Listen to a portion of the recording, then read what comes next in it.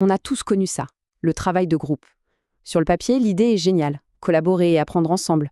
Mais dans la réalité, ça finit bien trop souvent au chaos. Et si le vrai problème, ce n'était pas le groupe, mais l'idée qu'il pourrait fonctionner tout seul, comme par magie? Alors, posons la question directement. Est-ce que coopérer, c'est spontané?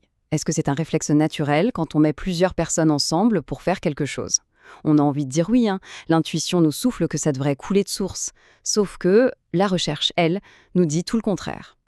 Et ça nous amène à cette phrase choc du pédagogue Philippe Mérieux: coopérer n'est pas naturel. Ça va totalement à l'encontre de nos idées reçues. En fait, mettre des gens dans la même pièce, non seulement ça ne suffit pas à créer une bonne dynamique de groupe, mais c'est même souvent là que les problèmes commencent. Bon, alors si on veut trouver des solutions, il faut d'abord comprendre d'où vient ce fameux chaos. Parce que, et c'est ça qui est fascinant, ce qui se passe dans un groupe laissé à lui-même, ce n'est pas juste du désordre. C'est un système presque prévisible, où des rôles assez toxiques émergent quasi systématiquement et sabotent toute tentative de coopération. Et ce qui est fou, c'est que la recherche montre que ces dynamiques ne sont pas le fruit du hasard.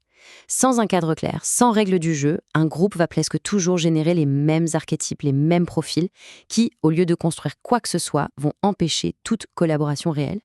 Et ces rôles, on les reconnaît tout de suite. D'abord, il y a le concepteur, celui qui prend toute la place et qui décide de la stratégie.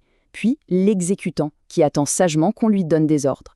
On a aussi le chômeur, le fameux passager clandestin qui se met en retrait en espérant qu'on l'oublie. Et enfin, le perturbateur, qui vient plomber l'ambiance.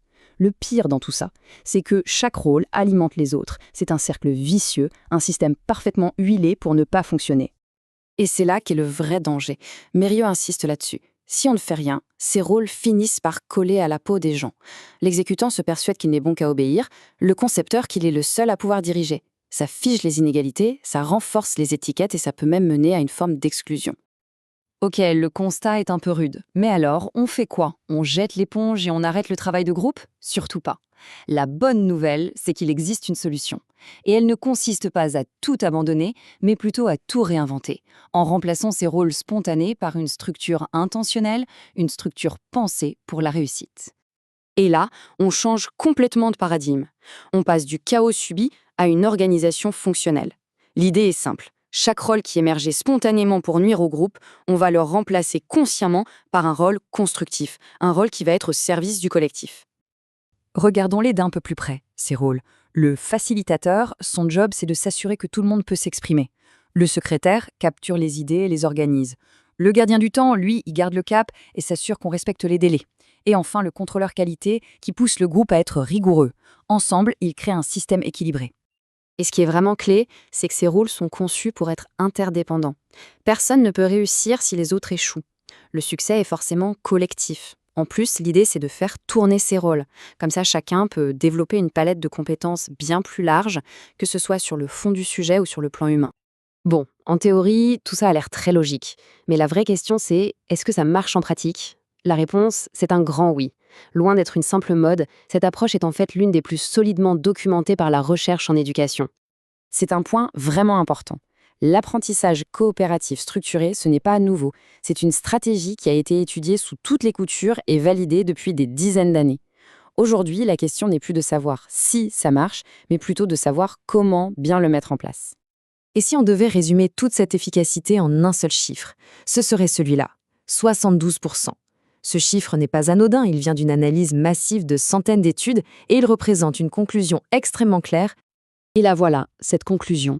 Une très grande étude a montré que dans 72% des cas, c'est-à-dire dans près de 3 cas sur 4, l'apprentissage coopératif structuré donne de meilleurs résultats que le travail individuel ou la compétition. La différence n'est pas petite, elle est considérable. Et cette tendance, elle se confirme encore et encore.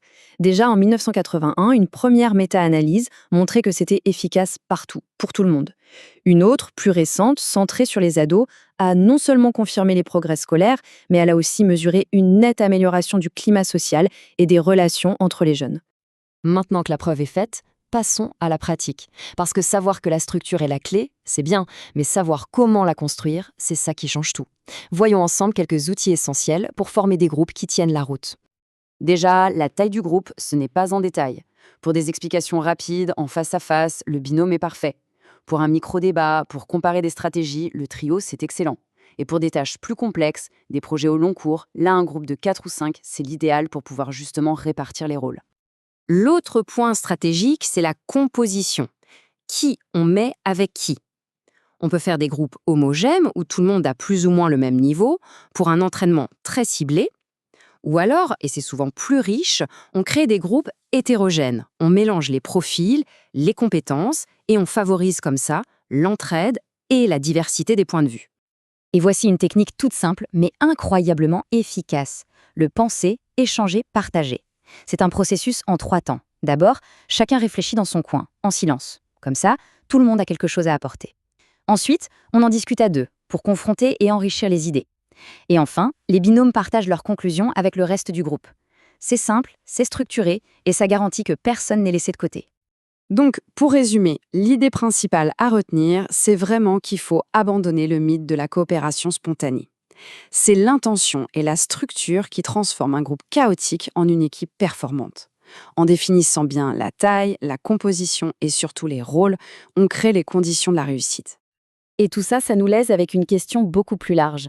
Si cette approche peut métamorphoser une salle de classe, imaginez son potentiel dans les entreprises, dans les projets associatifs, bref, dans n'importe quelle situation où des humains essayent de collaborer. La question reste ouverte. Ou d'autres, le chaos n'attend-il que la bonne structure pour enfin devenir coopération?